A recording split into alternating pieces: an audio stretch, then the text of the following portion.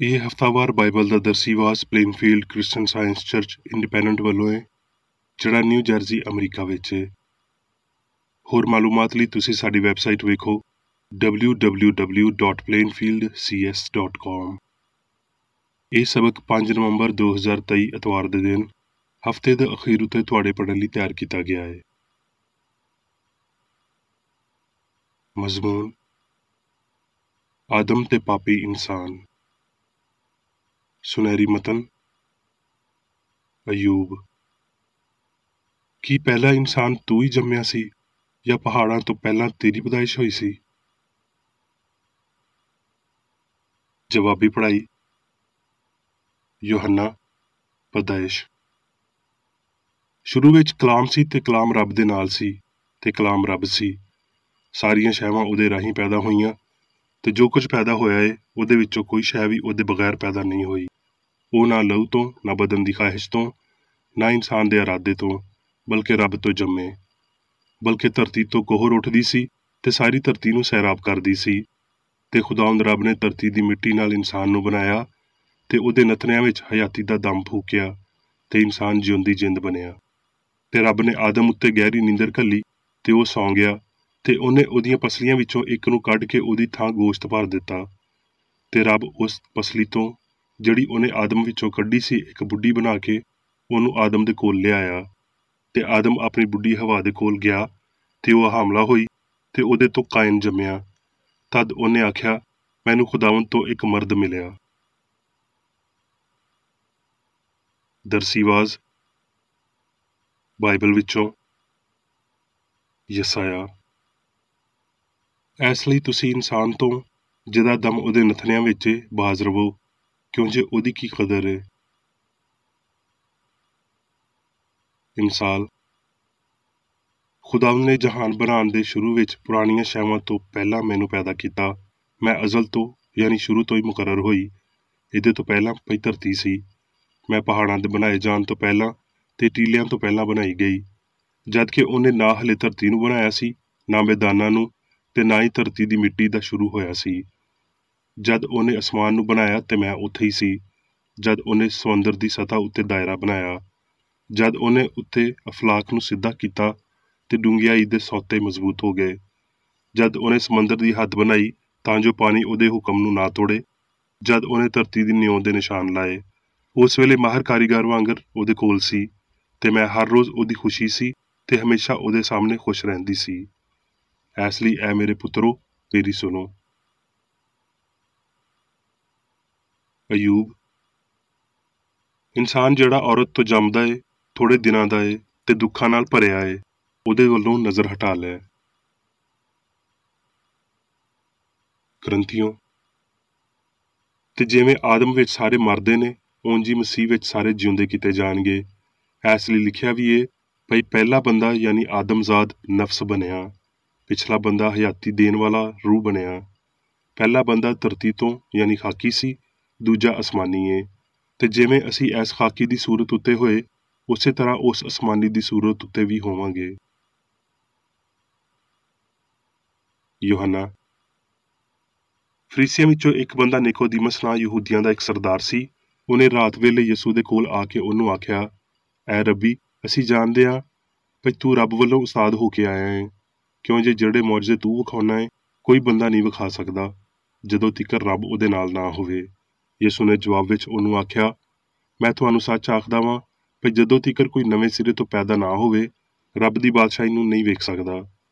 Nicodemus ਨੇ ਉਹਨੂੰ ਆਖਿਆ, ਬੰਦਾ ਜਦੋਂ ਬੁੱਢਾ ਹੋ ਗਿਆ ਤੇ ਕਿਵੇਂ ਪੈਦਾ ਹੋ ਸਕਦਾ ਹੈ? ਕੀ ਉਹ ਦੁਬਾਰਾ ਆਪਣੀ ਮਾਂ ਦੇ ਢਿੱਡ ਵਿੱਚ ਦਾਖਲ ਹੋ ਸਕਦਾ ਹੈ? ਯਿਸੂ ਨੇ ਜਵਾਬ ਦਿੱਤਾ, ਭਈ ਮੈਂ ਤੁਹਾਨੂੰ ਸੱਚ ਆਖਦਾ ਵਾਂ ਭਈ ਜਦੋਂ ਤੀਕਰ ਕੋਈ ਬੰਦਾ ਪਾਣੀ ਤੇ ਰੂਹ ਨਾਲ ਪੈਦਾ ਨਾ ਹੋਵੇ, ਉਹ ਰੱਬ ਦੀ ਬਾਦਸ਼ਾਹੀ ਵਿੱਚ ਨਹੀਂ ਦਾਖਲ ਹੋ ਸਕਦਾ। ਜਿਹੜਾ ਜਿਸਮ ਤੋਂ ਪੈਦਾ ਹੋਇਆ ਏ ਉਹ ਜਿਸਮ ਏ ਤੇ ਜਿਹੜਾ ਰੂਹ ਤੋਂ ਪੈਦਾ ਹੋਇਆ ਏ ਰੂਹ ਏ। ਤਾਜਬ ਨਾ ਕਰ ਭਈ ਮੈਂ ਤੈਨੂੰ ਆਖਿਆ ਭਈ ਤੁਹਾਨੂੰ ਨਵੇਂ ਸਿਰੇ ਤੋਂ ਪੈਦਾ ਹੋਣਾ ਜ਼ਰੂਰ ਏ। ਯੋਹੰਨਾ: ਸੁਬਹ ਸਵੇਰੇ ਹੀ ਉਹ ਹੈਕਲ ਵਿੱਚ ਆਇਆ ਤੇ ਸਾਰੇ ਲੋਕੀ ਉਹਦੇ ਕੋਲ ਆਏ। ਫਰੀਸੀਆਂ ਨੇ ਉਹਨੂੰ ਆਖਿਆ, ਤੂੰ ਆਪਣੀ ਗਵਾਹੀ ਆਪ ਦੇਣਾ ਏ, ਤੇਰੀ ਗਵਾਹੀ ਸੱਚੀ ਨਹੀਂ। ਉਹਨਾਂ ਨੇ ਉਹਨੂੰ ਆਖਿਆ, ਤੂੰ ਕੌਣ ਏ? ਯਿਸੂ ਨੇ ਉਹਨਾਂ ਨੂੰ ਆਖਿਆ, ਉਹ ਹੀ ਆ ਜਿਹੜਾ ਸ਼ੁਰੂ ਤੋਂ ਤੁਹਾਨੂੰ ਆਖਦਾ ਆਇਆ ਵਾਂ। ਮੈਂ ਜੋ ਆਪਣੇ ਪਿਓ ਦੇ ਕੋਲ ਵੇਖਿਆ ਉਹ ਆਖਦਾ ਵਾਂ, ਤੇ ਜੋ ਤੁਸੀਂ ਆਪਣੇ ਪਿਓ ਤੋਂ ਸੁਣਿਆ ਉਹ ਕਰਦੇ ਹੋ। ਫਿਰ ਉਹਨਾਂ ਨੇ ਉਹਨੂੰ ਆਖਿਆ, ਅਸੀਂ ਹਰਾਮ ਦੇ ਨਹੀਂ ਜੰਮੇ, ਸਾਡਾ ਇੱਕ ਪਿਓ ਏ, ਯਾਨੀ ਰੱਬ। ਯਿਸੂ ਨੇ ਉਹਨਾਂ ਨੂੰ ਆਖਿਆ, ਜੇ ਰੱਬ ਤੁਹਾਡਾ ਪਿਓ ਹੁੰਦਾ ਤੇ ਤੁਸੀਂ ਮੇਰੇ ਨਾਲ ਪਿਆਰ ਕਰਦੇ। ਇਸ ਲਈ ਕਿ ਮੈਂ ਰੱਬ ਵਿੱਚੋਂ ਨਿਕਲਿਆ ਵਾਂ ਤੇ ਆਇਆ ਵਾਂ, ਕਿਉਂ ਜੇ ਮੈਂ ਆਪਣੇ ਕੋਲੋਂ ਨਹੀਂ ਆਇਆ ਬਲਕਿ ਉਹਨੇ ਹੀ ਮੈਨੂੰ ਘੱਲਿਆ ਏ। ਤੁਸੀਂ ਆਪਣੇ ਪਿਓ ਇਬਲੀਸ ਵਿੱਚੋਂ ਹੋ ਤੇ ਆਪਣੇ ਪਿਓ ਦੀਆਂ ਤਾਂਘਾਂ ਪੂਰੀਆਂ ਕਰਨਾ ਚਾਹੁੰਦੇ ਹੋ। ਉਹ ਸ਼ੁਰੂ ਤੋਂ ਹੀ ਖੂਨੀ ਏ ਤੇ ਸੱਚਾਈ ਉੱਤੇ ਕਾਇਮ ਨਹੀਂ ਰਿਹਾ, ਕਿਉਂ ਜੇ ਉਹਦੇ ਵਿੱਚ ਸੱਚਾਈ ਨਹੀਂ। ਜਦੋਂ ਉਹ ਝੂਠ ਬੋਲਦਾ ਏ ਤੇ ਆਪਣੀ ਹੀ ਸੁਣਾਉਂਦਾ ਏ, ਕਿਉਂ ਜੇ ਉਹ ਝੂਠਾ ਏ ਬਲਕਿ ਝੂਠ ਦਾ ਪਿਓ ਏ। ਪਰ ਮੈਂ ਜੋ ਸੱਚ ਬੋਲਦਾ ਵਾਂ, ਇਸੇ ਲਈ ਤੁਸੀਂ ਮੇਰਾ ਯਕੀਨ ਨਹੀਂ ਕਰਦੇ। ਮੈਂ ਤੁਹਾਨੂੰ ਸੱਚੀ ਆਖਦਾ ਵਾਂ ਵੀ ਜੇ ਕੋਈ ਬੰਦਾ ਮੇਰੇ ਕਲਾਮ ਉੱਤੇ ਅਮਲ ਕਰੇਗਾ ਤੇ ਹਮੇਸ਼ਾ ਤੀਕਰ ਕਦੀ ਮੌਤ ਨੂੰ ਨਾ ਵੇਖੇਗਾ। ਯੂਹੰਨਾ। ਤੇ ਭਾਵੇਂ ਉਹਨੇ ਉਹਨਾਂ ਦੇ ਸਾਹਮਣੇ ਇੰਨੇ ਮੁਅਜਜ਼ੇ ਵਿਖਾਏ, ਫਿਰ ਵੀ ਉਹ ਉਹਦੇ ਉੱਤੇ ਈਮਾਨ ਨਾ ਲਿਆਏ। ਐਸ ਪਾਰੋਂ ਉਹ ਫਿਰ ਈਮਾਨ ਨਾ ਲਿਆ ਸਕੇ। ਯਸਾਇਆ ਨੇ ਫਿਰ ਆਖਿਆ, ਉਹਨੇ ਉਹਨਾਂ ਦੀਆਂ ਅੱਖੀਆਂ ਨੂੰ ਅੰਨਾ ਤੇ ਉਹਨਾਂ ਦੇ ਦਿਲ ਨੂੰ ਸਖਤ ਕਰ ਦਿੱਤਾ। ਇੰਜ ਨਾ ਹੋਵੇ ਭਈ ਉਹ ਅੱਖੀਆਂ ਨਾਲ ਵੇਖਣ ਤੇ ਦਿਲ ਨਾਲ ਸਮਝਣ ਤੇ ਰਜੂਅ ਕਰਨ ਤੇ ਮੈਂ ਉਹਨਾਂ ਨੂੰ ਸ਼ਿਫਾ ਦੇਵਾਂ, ਕਿਉਂ ਜੇ ਉਹ ਰੱਬ ਕੋਲੋਂ ਇੱਜ਼ਤ ਹਾਸਲ ਕਰਨ ਦੀ ਬਜਾਏ ਇਨਸਾਨ ਕੋਲੋਂ ਇੱਜ਼ਤ ਹਾਸਲ ਕਰਨਾ ਬਹੁਤਾ ਚਾਹੁੰਦੇ ਸੀ। ਗਲਤੀਓਂ। ਪੌਲੁਸ ਵੱਲੋਂ, ਜਿਹੜਾ ਇਨਸਾਨ ਵੱਲੋਂ ਤੇ ਨਾ ਇਨਸਾਨ ਦੇ ਪਾਰੋਂ ਬਲਕਿ ਯਿਸੂ ਮਸੀਹ ਤੇ ਰੱਬ ਬਾਪ ਦੇ ਪਾਰੋਂ ਜਿਨ੍ਹੇ ਉਹਨੂੰ ਮੁਰਦਿਆਂ ਵਿੱਚੋਂ ਜਵਾਇਆ ਰਸੂਲ ਏ। ਮੈਂ ਹੈਰਾਨ ਹੁੰਨਾ ਵਾਂ ਭਈ ਜਿਨ੍ਹੇ ਤੁਹਾਨੂੰ ਮਸੀਹ ਦੇ ਫਜ਼ਲ ਨਾਲ ਬੁਲਾਇਆ, ਉਹਦੇ ਤੋਂ ਤੁਸੀਂ ਇੰਨੇ ਫਿਰ ਕੇ ਕਿਸੇ ਹੋਰ ਤਰ੍ਹਾਂ ਦੀ ਖੁਸ਼ਖਬਰੀ ਵੱਲ ਮਾਇਲ ਹੋਣ ਲੱਗੇ। ਹੁਣ ਮੈਂ ਬੰਦਿਆਂ ਨੂੰ ਯਾਰ ਬਣਾਵਾਂ ਜਾਂ ਰੱਬ ਨੂੰ? ਕੀ ਬੰਦਿਆਂ ਨੂੰ ਖੁਸ਼ ਕਰਨਾ ਚਾਹੁੰਦਾ ਵਾਂ? ਜੇ ਹੁਣ ਤੀਕਰ ਬੰਦਿਆਂ ਨੂੰ ਖੁਸ਼ ਕਰਦਾ ਰਹਿੰਦਾ ਤੇ ਮਸੀਹ ਦਾ ਬੰਦਾ ਨਾ ਹੁੰਦਾ। ਪਰ ਜਿਸ ਰੱਬ ਨੇ ਮੈਨੂੰ ਮੇਰੀ ਮਾਂ ਦੇ ਪੇਟ ਵਿੱਚੋਂ ਹੀ ਮਖਸੂਸ ਕਰ ਲਿਆ ਤੇ ਆਪਣੇ ਫਜ਼ਲ ਨਾਲ ਬੁਲਾ ਲਿਆ, ਜਦ ਉਹਦੀ ਇਹ ਮਰਜ਼ੀ ਸੀ ਭਈ ਆਪਣੇ ਪੁੱਤਰ ਨੂੰ ਮੇਰੇ ਵਿੱਚ ਜ਼ਾਹਿਰ ਕਰੇ ਤਾਂ ਜੋ ਮੈਂ ਗੈਰ ਕੌਮਾਂ ਵਿੱਚ ਉਹਦੀ ਖੁਸ਼ਖਬਰੀ ਦੇਵਾਂ, ਤੇ ਮੈਂ ਗੋਸ਼ਤ ਤੇ ਲਹੂ ਤੋਂ ਸਲਾਹ ਨਹੀਂ ਲਈ। ਯੂਹੰਨਾ। ਐ ਮੇਰੇ ਬੱਚਿਓ, ਜਿਹੜਾ ਸ਼ੁਰੂ ਤੋਂ ਏ ਉਹਨੂੰ ਤੁਸੀਂ ਜਾਣ ਗਏ ਹੋ, ਤੁਸੀਂ ਬਾਪ ਨੂੰ ਜਾਣ ਗਏ ਹੋ, ਕਿਉਂ ਜੇ ਜੋ ਕੁਝ ਜੱਗ ਵਿੱਚ ਏ, ਯਾਨੀ ਬਦਨ ਦੀ ਖਾਹਿਸ਼ ਤੇ ਅੱਖੀਆਂ ਦੀ ਖਾਹਿਸ਼ ਤੇ ਹਯਾਤੀ ਦੀ ਸ਼ੋਖੀ, ਉਹ ਪਿਓ ਵੱਲੋਂ ਨਹੀਂ ਬਲਕਿ ਜੱਗ ਵੱਲੋਂ ਏ। ਜੱਗ ਤੇ ਉਹਦੀ ਖਾਹਿਸ਼ ਦੋਵੇਂ ਮਿਟਦੀਆਂ ਜਾਂਦੀਆਂ ਨੇ, ਪਰ ਜਿਹੜਾ ਰੱਬ ਦੀ ਮਰਜ਼ੀ ਉੱਤੇ ਟੁਰਦਾ ਏ ਉਹ ਹਮੇਸ਼ਾ ਤੀਕਰ ਕਾਇਮ ਰਹੇਗਾ। ਤੁਹਾਨੂੰ ਤੇ ਉਸ ਕਦੂਸ ਵੱਲੋਂ ਮਸਾ ਕੀਤਾ ਗਿਆ ਏ ਤੇ ਤੁਸੀਂ ਸਭ ਕੁਝ ਜਾਣਦੇ ਹੋ।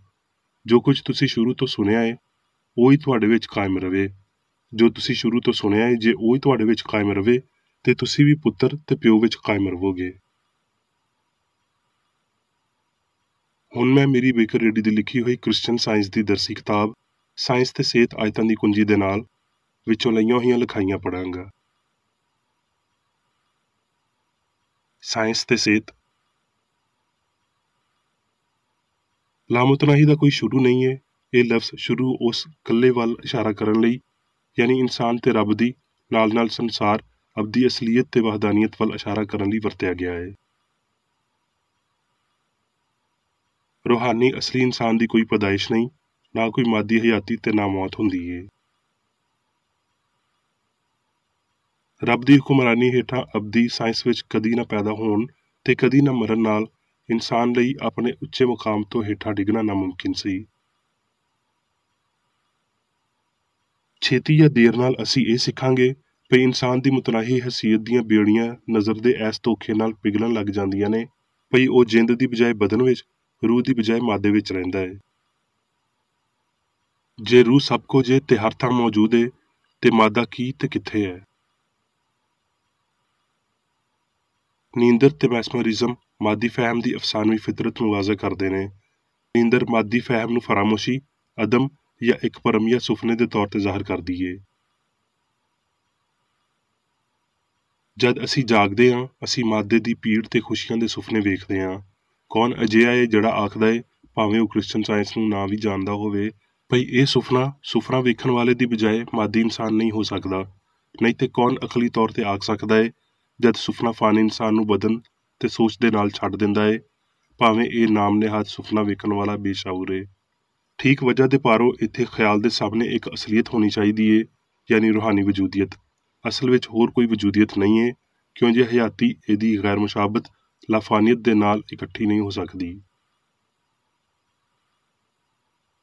ਸਾਰੀ ਇਨਸਾਨੀ ਮੁਖਾਲਫਤ ਦਾ ਬਾਪ ਆਦਮ ਦਾ ਸੁਪਨਾ ਸੀ, ਗਹਿਰੀ ਨੀਂਦਰ, ਜਿਹਦੇ ਨਾਲ ਇਹ ਭਰਮ ਪੈਦਾ ਹੋਇਆ ਭਈ ਹਯਾਤੀ ਤੇ ਜ਼ਹਾਨਤ ਮਾਦੇ ਤੋਂ ਪ੍ਰਵਾਨ ਚੜ੍ਹੀ ਤੇ ਮਾਦੇ ਵਿੱਚੋਂ ਲੰਘੀ। ਫਾਨੀ ਹਯਾਤੀ ਵਿੱਚ ਇਨਸਾਨੀ ਤਜਰਬਾ, ਜਿਹੜਾ ਇੱਕ ਆਂਡੇ ਤੋਂ ਸ਼ੁਰੂ ਹੁੰਦਾ ਏ, ਅਯੂਬ ਨਾਲ ਤਾਲੁਕ ਰੱਖਦਾ ਏ ਜਦ ਉਹ ਆਖਦਾ ਏ, ਇਨਸਾਨ ਜਿਹੜਾ ਔਰਤ ਤੋਂ ਜੰਮਦਾ ਏ ਥੋੜ੍ਹੇ ਦਿਨਾਂ ਦਾ ਏ ਤੇ ਦੁੱਖ ਨਾਲ ਭਰਿਆ ਏ। ਬਸ਼ਰ ਨੂੰ ਇਸ ਮਾਦੀ ਹਯਾਤੀ ਦੇ ਖਿਆਲ ਨਾਲ ਪੂਰੇ ਦਾ ਪੂਰਾ ਜ਼ਾਹਿਰ ਹੋਣਾ ਚਾਹੀਦਾ ਏ। ਉਹਨਾਂ ਨੂੰ ਕ੍ਰਿਸਚਨ ਸਾਇੰਸ ਦੇ ਨਾਲ ਸਿਰੇ ਤੋਂ ਆਪਣੇ ਖੋਲ ਖੋਲ੍ਹਣੇ ਚਾਹੀਦੇ ਨੇ ਤੇ ਉੱਤੇ ਹੇਠਾਂ ਵੇਖਣਾ ਚਾਹੀਦਾ ਏ। ਜਿਵੇਂ ਭਈ ਫਾਨੀ ਇਨਸਾਨ ਤੇ ਪਾਪ ਦੋਵਾਂ ਦਾ ਇੱਕ ਸ਼ੁਰੂ ਏ ਤੇ ਨਤੀਜੇ ਦੇ ਤੌਰ ਤੇ ਉਹਨਾਂ ਦਾ ਇੱਕ ਖਾਤਮਾ ਵੀ ਹੋਵੇਗਾ, ਜਦ ਕਿ ਇੱਕ ਬੇਗੁਨਾਹ ਅਸਲੀ ਇਨਸਾਨ ਅਬਦੀ ਏ। ਹਵਾ ਦਾ ਇਹ ਇਕਰਾਰਨਾਮਾ ਭਈ ਮੈਨੂੰ ਖੁਦਾਵੰਦ ਵੱਲੋਂ ਇੱਕ ਮਰਦ ਮਿਲਿਆ, ਰੱਬ ਨੂੰ ਇੱਕ ਪਾਪ ਤੇ ਪਾਪ ਦੀ ਔਲਾਦ ਦਾ ਲਿਖਾਰੀ ਬਣਾਉਂਦਾ ਏ। ਵਜੂਦੀਅਤ ਦਾ ਇਹ ਝੂਠਾ ਫਹਿਮ ਇਤਿਹਾਦੀ ਏ। ਯਿਸੂ ਦੇ ਬਕੌਲ ਇਹ ਬੁਰਿਆਈ ਸ਼ੈਤਾਨ ਸ਼ੁਰੂ ਤੋਂ ਹੀ ਖੂਨੀ ਏ। ਜਿੰਨਾ ਅਸੀਂ ਕਰ ਸਕਦੇ ਹਾਂ ਉਹਦੇ ਮੁਕਾਬਲੇ ਵਿੱਚ ਯਿਸੂ ਨੇ ਰੱਬ ਦੀ ਉਹਦੀ ਤਖਲੀਕ ਦੀ ਇਸ ਮੁਖਾਲਫਤ ਨੂੰ ਚੰਗਾ ਵਾਜ਼ਿਹ ਕੀਤਾ ਜਦ ਉਹਨੇ ਆਖਿਆ ਉਹ ਝੂਠਾ ਏ ਬਲਕਿ ਝੂਠ ਦਾ ਪਿਓ ਏ। ਯਿਸੂ ਨੇ ਇਹ ਵੀ ਆਖਿਆ, ਮੈਂ ਤੁਹਾਨੂੰ 12 ਨੂੰ ਚੁਣ ਲਿਆ ਤੇ ਤੁਹਾਡੇ ਵਿੱਚੋਂ ਇੱਕ ਸ਼ੈਤਾਨ ਏ। ਇਹ ਉਹਨੇ ਯਹੂਦਾ ਦੇ ਬਾਰੇ ਆਖਿਆ ਸੀ, ਜਿਹੜਾ ਆਦਮ ਦੀ ਪੀੜ੍ਹੀ ਵਿੱਚੋਂ ਹੀ ਇੱਕ ਸੀ। ਯਿਸੂ ਨੇ ਇਹ ਵੀ ਨਹੀਂ ਆਖਿਆ ਵੀ ਰੱਬ ਨੇ ਸ਼ੈਤਾਨ ਨੂੰ ਬਣਾਇਆ, ਬਲਕਿ ਉਹਨੇ ਆਖਿਆ ਤੁਸੀਂ ਆਪਣੇ ਪਿਓ ਅਬਲੀਸ ਤੋਂ ਹੋ। ਇਹਨਾਂ ਸਾਰੇ ਕੌਲਾਂ ਦਾ ਮਕਸਦ ਇਹ ਜ਼ਾਹਿਰ ਕਰਨਾ ਸੀ ਵੀ ਮਾਦੇ ਵਿੱਚ ਸਿਆਣ ਆਪਣੇ ਆਪ ਦੀ ਲਿਖਾਰੀ ਏ ਤੇ ਇਹ ਬਸ ਝੂਠ ਤੇ ਭਰਮ ਏ। ਆਦਮ ਕਲਾਮ ਵਿੱਚ ਮਿੱਟੀ ਨਾਲ ਬਣਿਆ ਹੋਇਆ ਪੇਸ਼ ਕੀਤਾ ਗਿਆ ਇਨਸਾਨੀ ਸਿਆਣ ਲਈ ਇੱਕ ਮਾਦੀ ਸਬਕ ਏ।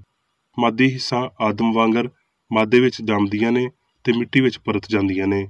ਇਹ ਉਹਨਾਂ ਦੇ ਗੈਰ ਜ਼ਹੀਨ ਹੋਣ ਦਾ ਸਬੂਤ ਏ। ਉਹ ਉਂਝ ਹੀ ਬਾਹਰ ਜਾਂਦੀਆਂ ਨੇ ਜਿਵੇਂ ਉਹ ਅੰਦਰ ਆਉਂਦੀਆਂ ਨੇ, ਕਿਉਂ ਜੇ ਉਹ ਹੱਲੇ ਵੀ ਗਲਤੀ ਨੇ, ਨਾ ਕਿ ਹਸਤੀ ਦੀ ਸਚਾਈ ਨੇ। ਜਦ ਅਸੀਂ ਸੱਚ ਲਈ ਝੂਠੇ ਫਹਿਮ ਨੂੰ ਲਾ ਦਿੰਦੇ ਹਾਂ ਤੇ ਵੇਖਦੇ ਹਾਂ ਭਈ ਪਾਪ ਤੇ ਫਾਨੀਅਤ ਨਾ ਤੇ ਅਸੂਲ ਨੇ ਤੇ ਨਾ ਹੀ ਮੁਸਤਕਿਲ ਨੇ, ਤੇ ਸਾਨੂੰ ਇਹ ਸਮਝ ਲੈਣਾ ਚਾਹੀਦਾ ਏ ਭਈ ਪਾਪ ਤੇ ਲਾਫਾਨੀਅਤ ਅਸਲੀ ਸ਼ੁਰੂਆਤ ਜਾਂ ਠੀਕ ਵਜੂਦੀਅਤ ਤੋਂ ਬਗੈਰ ਨੇ। ਉਹ ਅਦਮ ਵਿੱਚ ਰਹਿਣ ਵਾਲੇ ਨੇ, ਜਿਹਦੇ ਨਾਲ ਗਲਤੀ ਤਖਲੀਕ ਦਾ ਝੂਠਾ ਦਾਅਵਾ ਕਰੇਗੀ, ਜਿਹੜੀ ਮਿੱਟੀ ਨਾਲ ਬਣੇ ਇਨਸਾਨ ਦੇ ਰਾਹੀਂ ਹੋਈ। ਇਲਾਹੀ ਸਾਇੰਸ ਨਵੀਂ ਮੈਂ ਪੁਰਾਣੀ ਮਸ਼ਕਾਂ ਵਿੱਚ ਜਾਨ ਨੂੰ ਮਾਦੇ ਵਿੱਚ ਤੇ ਨਾ ਹੀ ਲਾਮਹਿਦੂਦ ਨੂੰ ਮਹਿਦੂਦ ਵਿੱਚ ਪਾਉਂਦੀ ਏ। ਜਦੋਂ ਅਸੀਂ ਰੂਹ ਦੀਆਂ ਅਸਲੀਅਤਾਂ ਨੂੰ ਫੜ ਲੈਂਦੇ ਹਾਂ ਤੇ ਸਾਡੇ ਮਾਦੇ ਦੇ ਬਾਰੇ ਝੂਠੇ ਖਿਆਲ ਮੁੱਕ ਜਾਂਦੇ ਨੇ। ਪੁਰਾਣੇ ਅਕੀਦੇ ਨੂੰ ਬਾਹਰ ਕੱਢਣਾ ਚਾਹੀਦਾ ਏ, ਨਹੀਂ ਤੇ ਨਵਾਂ ਖਿਆਲ ਵਗ ਜਾਵੇਗਾ ਤੇ ਉਹ ਇਲਹਾਮ ਜਿਹਨੇ ਸਾਡਾ ਨੁਕਤਾ ਨਜ਼ਰ ਬਦਲਣਾ ਏ ਉਹ ਗਵਾਚ ਜਾਵੇਗਾ। ਹੁਣ ਮਾਜ਼ੀ ਵਾਂਗਰ ਸੱਚਾਈ ਬੁਰਾਈਆਂ ਨੂੰ ਬਾਹਰ ਕੱਢਦੀ ਏ ਤੇ ਬਿਮਾਰ ਨੂੰ ਸ਼ਿਫਾ ਦਿੰਦੀ ਏ। ਪਦਾਇਸ਼, ਜ਼ਵਾਲ ਤੇ ਮੌਤ ਸ਼ੈਵਾਂ ਦੇ ਮਾਦੀ ਫਹਿਮ ਨਾਲ ਨਾ ਭਈ ਰੂਹਾਨੀ ਫਹਿਮ ਨਾਲ ਪੈਦਾ ਹੁੰਦੇ ਨੇ, ਕਿਉਂ ਜੇ ਬਾਅਦ ਵਾਲੇ ਵਿੱਚ ਹਯਾਤੀ ਉਹਨਾਂ ਸ਼ੈਵਾਂ ਨਾਲ ਨਹੀਂ ਬਣੀ ਹੁੰਦੀ ਜਿਹੜੀਆਂ ਇਨਸਾਨ ਖਾਂਦਾ ਏ। ਮਾਦਾ ਐਸ ਹਮੇਸ਼ਾ ਦੀ ਅਸਲੀਅਤ ਨੂੰ ਨਹੀਂ ਬਦਲ ਸਕਦਾ ਭਈ ਇਨਸਾਨ ਐਸ ਲਈ ਮੌਜੂਦ ਏ ਕਿਉਂ ਜੇ ਰੱਬ ਮੌਜੂਦ ਏ। ਨਵੇਂ ਬਾਲ ਜਾਂ ਇਲਾਹੀ ਖਿਆਲ ਦੇ ਜੰਮਣ ਉੱਤੇ ਗੌਰ ਕਰਨ ਲਈ ਤੁਹਾਨੂੰ ਇਹਦੇ ਮਾਦੀ ਨਜ਼ਰੀਆਂ ਨਾਲ ਫਾਨੀ ਖਿਆਲ ਨੂੰ ਅਲੱਗ ਕਰਨਾ ਪਵੇਗਾ। ਇੱਕ ਰੂਹਾਨੀ ਖਿਆਲ ਵਿੱਚ ਗਲਤੀ ਦਾ ਇੱਕ ਵੀ ਅਨਸਰ ਨਹੀਂ ਪਾਇਆ ਜਾਂਦਾ ਤੇ ਇਹ ਸਚਾਈ ਪੂਰੇ ਤੌਰ ਤੇ ਉਹਨੂੰ ਮੁਕਾ ਦਿੰਦੀ ਏ ਜੋ ਕੁਝ ਇਹਦੇ ਮੁਖਾਲਫ ਹੁੰਦਾ ਏ। ਇਨਸਾਨੀ ਤਾਰੀਖ ਵਿੱਚ ਜਦ ਮਨਾ ਕੀਤਾ ਹੋਇਆ ਫਲ ਆਪਣੇ ਵਰਗੇ ਫਲ ਪੈਦਾ ਕਰਨਾ ਸ਼ੁਰੂ ਹੋਇਆ ਸੀ ਤੇ ਇਸ ਤਰੀਕੇਕਾਰ ਵਿੱਚ ਤਬਦੀਲੀ ਦੀ ਸਲਾਹ ਸਾਹਮਣੇ ਆਈ ਕਿ ਇਨਸਾਨ ਨੂੰ ਔਰਤ ਤੋਂ ਜਨਮ ਲੈਣਾ ਚਾਹੀਦਾ ਏ, ਪਰ ਉਸ ਔਰਤ ਤੋਂ ਨਹੀਂ ਜਿਹੜੀ ਬੰਦੇ ਤੋਂ ਬਣਾਈ ਗਈ ਹੋਵੇ। ਇਨਸਾਨ ਦੀ ਸ਼ੁਰੂਆਤ ਤੇ ਫਿਤਰਤ ਦੇ ਹਵਾਲੇ ਨਾਲ ਇੱਕ ਹੋਰ ਤਬਦੀਲੀ ਆਉਣ ਵਾਲੀ ਏ ਤੇ ਇਹ ਇਨਕਸ਼ਾਫ ਵਜੂਦੀਅਤ ਦੇ ਸੁਪਨੇ ਨੂੰ ਤਬਾਹ ਕਰ ਦੇਵੇਗਾ, ਅਸਲੀਅਤ ਨੂੰ, ਸਾਇੰਸ ਨੂੰ, ਇਸ ਜਲਾਲੀ ਸੱਚ ਨੂੰ ਬਹਾਲ ਕਰੇਗਾ ਭਈ ਬੰਦਾ ਤੇ ਬੁੱਢੀ ਦੋਵੇਂ ਰੱਬ ਤੋਂ ਜੰਮੇ ਤੇ ਉਹਦੀ ਅਬਦੀ ਔਲਾਦ ਨੇ, ਜਿਨ੍ਹਾਂ ਦਾ ਤਾਲੁਕ ਮਾਂ ਪਿਓ ਤੋਂ ਘੱਟ ਵਾਲਾ ਨਹੀਂ ਏ। ਇਲਾਹੀ ਸਾਇੰਸ ਸੱਚਾਈ ਦੀ ਲੋਅ ਨਾਲ ਗਲਤੀ ਦੇ ਬਦਲਾਂ ਨੂੰ ਹਟਾ ਦਿੰਦੀ ਏ ਤੇ ਇਨਸਾਨ ਲਈ ਕਦੀ ਨਾ ਪੈਦਾ ਹੋਣ ਵਾਲੇ ਜਾਂ ਕਦੀ ਨਾ ਮਰਨ ਵਾਲੇ ਬਲਕਿ ਆਪਣੇ ਖਾਲਕ ਦੇ ਨਾਲ ਹਮੇਸ਼ਾ ਵਜੂਦ ਰੱਖਣ ਵਾਲੇ ਦੇ ਤੌਰ ਤੇ ਪਰਦਾ ਹਟਾਉਂਦੀ ਏ। ਹੁਣ ਮੈਂ ਮੇਰੀ ਬੇਕਰ ਰੇਡੀ ਵੱਲੋਂ ਚਰਚ ਮੈਨੂਅਲ ਵਿੱਚ ਦਿੱਤੇ ਹੋਏ ਰੋਜ਼ਾਨਾ ਦੇ 3 ਫਰਜ਼ ਪੜਾਂਗਾ। ਰੋਜ਼ਾਨਾ ਦੀ ਦੁਆ। ਇਸ ਚਰਚ ਦੇ ਹਰ ਰੁਕਨ ਦਾ ਇਹ ਫਰਜ਼ ਏ ਭਈ ਉਹ ਹਰ ਰੋਜ਼ ਇਹ ਦੁਆ ਕਰੇ, ਤੇਰੀ ਬਾਦਸ਼ਾਹੀ ਆਵੇ, ਇਲਾਹੀ ਸੱਚਾਈ ਹਯਾਤੀ ਤੇ ਪਿਆਰ ਦੀ ਸਲਤਨਤ ਮੇਰੇ ਅੰਦਰ ਕਾਇਮ ਹੋਵੇ ਤੇ ਸਾਰੇ ਪਾਪ ਮੈਥੋਂ ਨਿਕਲ ਜਾਣ ਤੇ ਤੇਰਾ ਕਲਾਮ ਸਾਰੇ ਇਨਸਾਨਾਂ ਦੇ ਪਿਆਰ ਨੂੰ ਵਧਾਵੇ ਤੇ ਉਹਨਾਂ ਉੱਤੇ ਹੁਕੂਮਤ ਕਰੇ। ਮਕਸਦਾਂ ਤੇ ਕੰਮਾਂ ਦਾ ਇੱਕ ਅਸੂਲ। ਨਾ ਕੋਈ ਮੁਖਾਲਫਤ ਤੇ ਨਾ ਕੋਈ ਜ਼ਾਤੀ ਤਾਲੁਕ ਮਾਦਰੀ ਚਰਚ ਦੇ ਕਿਸੇ ਰੁਕਨ ਦੇ ਮਕਸਦਾਂ ਜਾਂ ਕੰਮਾਂ ਉੱਤੇ ਅਸਰ ਕਰਨੇ ਚਾਹੀਦੇ। ਸਾਇੰਸ ਵਿੱਚ ਬਸ ਇਲਾਹੀ ਪਿਆਰ ਹੀ ਹੁਕੂਮਤ ਕਰਦਾ ਏ ਤੇ ਇੱਕ ਮਸੀਹ ਸਾਇੰਸਦਾਨ ਪਾਪ ਨੂੰ ਰੱਦ ਕਰਦਿਆਂ ਹੋਏ ਸੁੱਚੀ ਭਰਾਬੰਦੀ, ਖੈਰਾਤ ਪਸੰਦੀ ਤੇ ਮਾਫੀ ਨਾਲ ਪਿਆਰ ਦੀਆਂ ਮਿੱਠੀਆਂ ਸੱਚਾਈਆਂ ਦਾ ਪਰਛਾਵਾਂ ਬਣਦਾ ਏ। ਇਸ ਚਰਚ ਦੇ ਸਾਰੇ ਰੁਕਨਾਂ ਨੂੰ ਸਾਰੇ ਪਾਪਾਂ ਤੋਂ, ਗਲਤ ਤਰ੍ਹਾਂ ਦੀਆਂ ਪੇਸ਼ਨਗੋਈਆਂ, ਮੁਨਸਫੀਆਂ, ਮੁਜ਼ਮਤਾਂ, ਸਲਾਹਾਂ, ਗਲਤ ਅਸਰਾਂ ਨੂੰ ਲੈਣ ਤੇ ਗਲਤ ਅਸਰ ਦੇਣ ਤੋਂ ਆਜ਼ਾਦ ਰਹਿਣ ਲਈ ਹਰ ਰੋਜ਼ ਖਿਆਲ ਰੱਖਣਾ ਚਾਹੀਦਾ ਏ ਤੇ ਦੁਆ ਕਰਨੀ ਚਾਹੀਦੀ ਏ। ਫਰਜ਼ ਲਈ ਚੁਸਤੀ। ਇਸ ਚਰਚ ਦੇ ਹਰ ਰੁਕਨ ਦਾ ਇਹ ਫਰਜ਼ ਏ ਭਈ ਉਹ ਹਰ ਰੋਜ਼ ਜਾਰਿਹਾਨਾ ਜ਼ੇਨੀ ਸਲਾਹਾਂ ਦੇ ਖਿਲਾਫ ਆਪਣੇ ਆਪ ਨੂੰ ਤਿਆਰ ਰੱਖੇ ਤੇ ਰੱਬ, ਆਪਣੇ ਕਾਇਦ ਤੇ ਇਨਸਾਨਾਂ ਲਈ ਆਪਣੇ ਫਰਜ਼ਾਂ ਨੂੰ ਨਾ ਕਦੀ ਭੁੱਲੇ ਤੇ ਨਾ ਕਦੀ ਨਜ਼ਰਅੰਦਾਜ਼ ਕਰੇ। ਉਹਦੇ ਕੰਮਾਂ ਦੇ ਰਾਹੀਂ ਉਹਦਾ ਇਨਸਾਫ ਹੋਵੇਗਾ, ਉਹ ਬੇਕਸੂਰ ਜਾਂ ਕਸੂਰਵਾਰ ਹੋਵੇਗਾ।